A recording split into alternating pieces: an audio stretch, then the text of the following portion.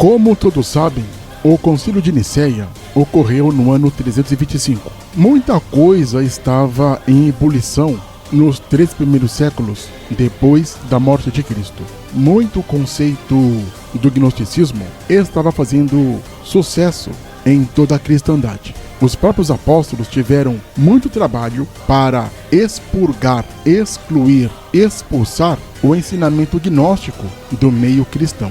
De tanto combater o falso ensino, a maioria dos apóstolos morreram assassinados. Contudo, infelizmente e por tristeza nossa, o gnosticismo ganha força mesmo assim e hoje a coisa é o que é. E uma das questões que causavam repulsa, confusão, briga, litígio, dedo no olho, voadora e etc. era a questão da Trindade. No mundo antigo, muitos deuses eram trinitários. E como é nos dias de hoje, que muita coisa do mundo entra na religião evangélica, no mundo antigo era a mesma coisa. Muitas doutrinas estranhas entravam e entraram, infelizmente, no meio teológico cristão. Mas este negócio de Maria ser virgem ou não, Maria ser santa ou não, Trindade, Espírito Santo ser Deus ou não, Jesus ser Deus ou não, entre outras coisas, causavam guerras,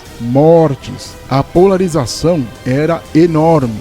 Bom, a polarização sempre existiu. A diferença é que no mundo antigo as pessoas eram assassinadas, executadas. Hoje, não mais. Por conta de várias ebulições e efervescências, para lá de controversas e contraditórias no mundo antigo, foi feito o concílio em Nicéia. Por volta do ano 325, a Igreja Católica estava dividida por várias polêmicas. Por quê? Muitas pessoas não aceitavam as doutrinas católicas, porque esse negócio de rezar pelos mortos, adorar uma cruz, batizar criança, ou batizar a pessoa quando morre, missa de 7º dia, acender vela para anjo, ou para a pessoa que morreu e etc., era veementemente combatida pelas pessoas que priorizavam os ensinamentos dos apóstolos. Esses conceitos que eu acabei de falar, que existe ainda na Igreja Católica, eram ensinados pelo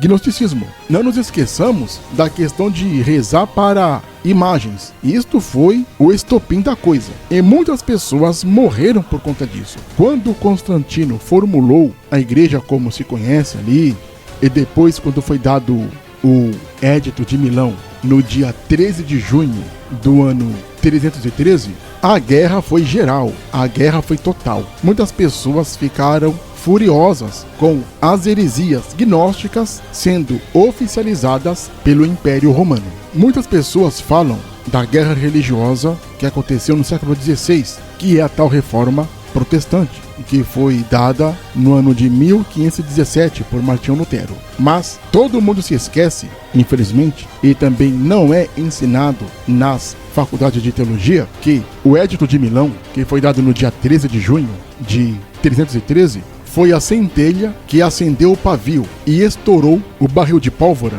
que era a guerra religiosa que acontecia naquela época. Em Alexandria, por exemplo, os católicos assassinaram Hipátia de Alexandria. Foi uma guerra sem precedentes no Egito, por conta de vários focos religiosos que dominavam aquele lugar. Judeus, católicos e defensores da religião antiga egípcia fizeram do Egito um palco de guerra religiosa. Estas guerras aconteceram por todo o mundo antigo, quando o gnosticismo se travestiu, se camuflou de cristianismo. Porque as pessoas diziam que este cristianismo que está aí não é de Deus, não é de Cristo. E este tipo de cristianismo está nos nossos dias sendo representado através da Igreja Católica e sendo representado através da Igreja Evangélica. Então, o gnosticismo não foi combatido. O gnosticismo ganhou força, fama, dinheiro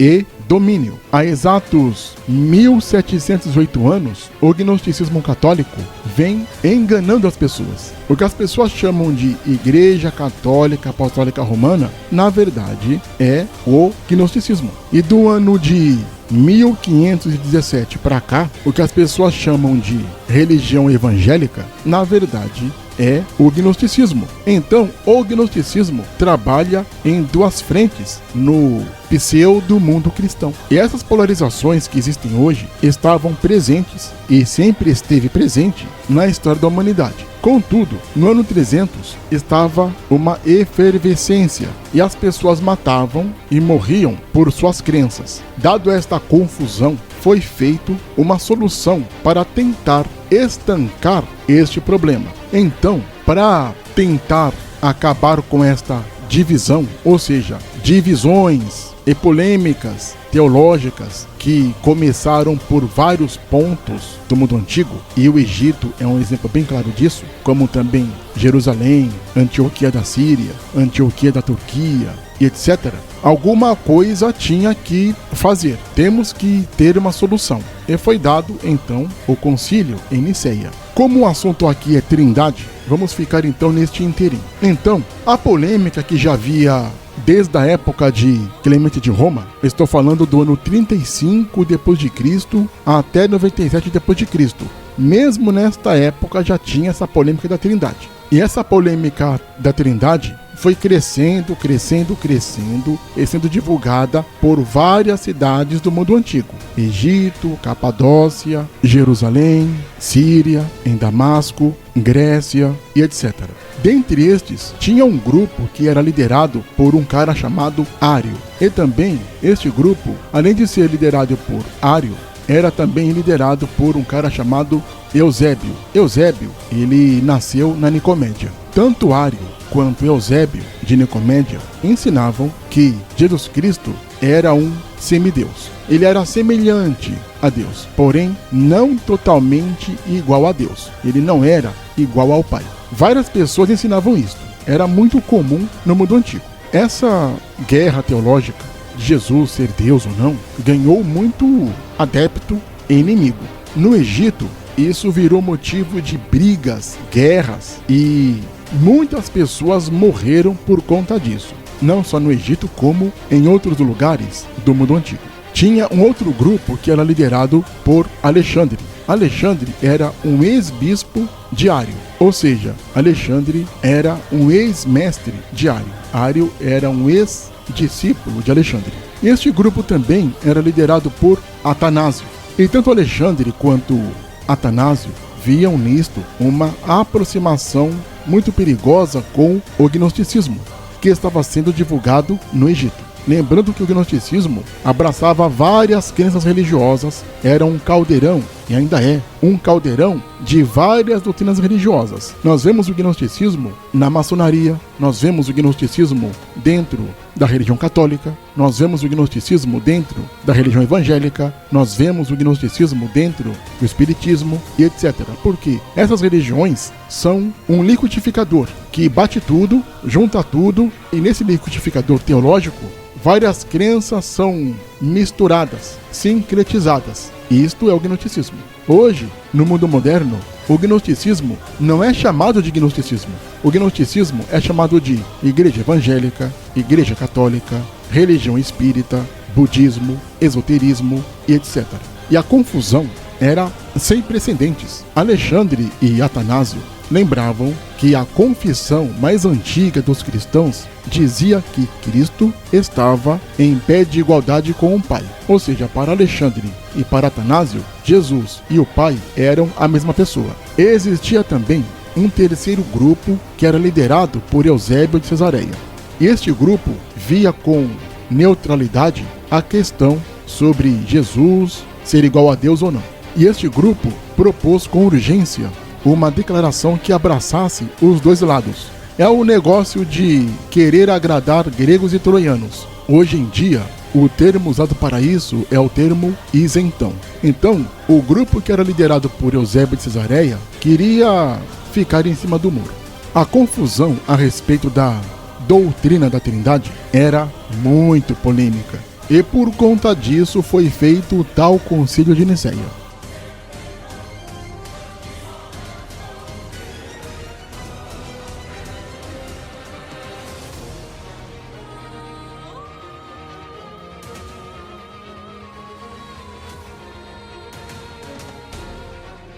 No mês de maio do ano 325, começou a reunião. Para provar que não era uma coisa tão simples assim, esta reunião só acabou no mês de agosto do ano 325.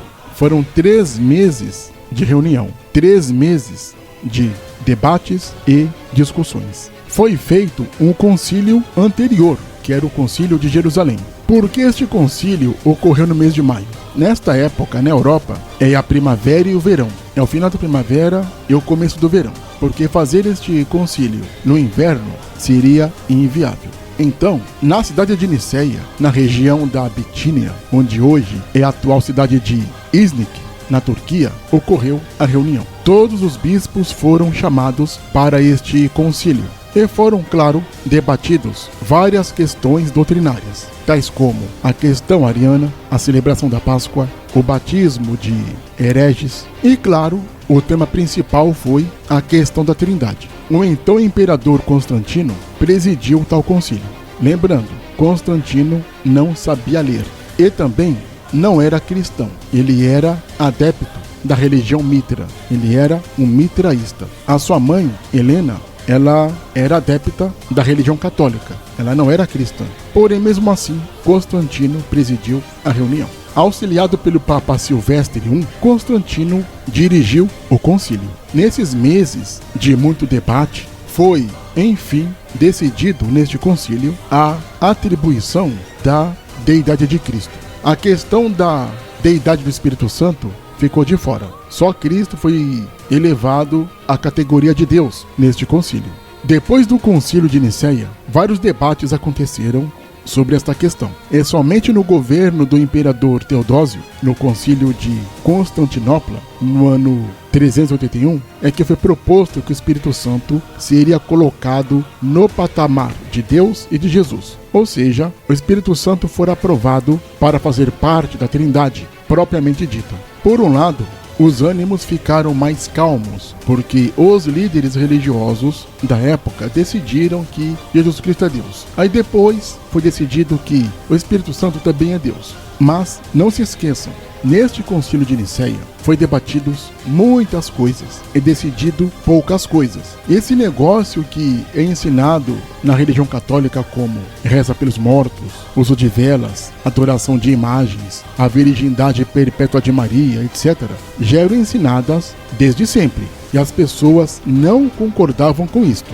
Estas doutrinas eram doutrinas ensinadas pelo gnosticismo, coisas que os apóstolos lutavam contra. O concílio de Niceia, por um lado, resolveu alguns pontos para ter paz na questão religiosa, porque era uma guerra religiosa. Com o concílio de Niceia e depois com o concílio de Constantinopla, a guerra religiosa meio que deu uma pausa, porque o Império Romano atravessava vários problemas, muitos perrengues, e pelo menos esta parte religiosa tinha que ser solucionada.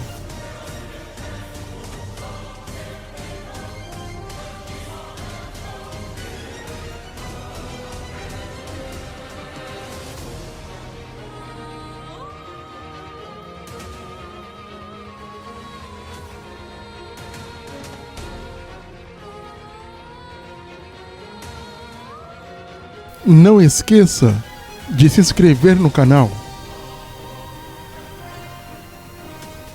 Clique no sininho para receber as notificações. Compartilhe o canal. Dê o seu like. Deixe também seu comentário.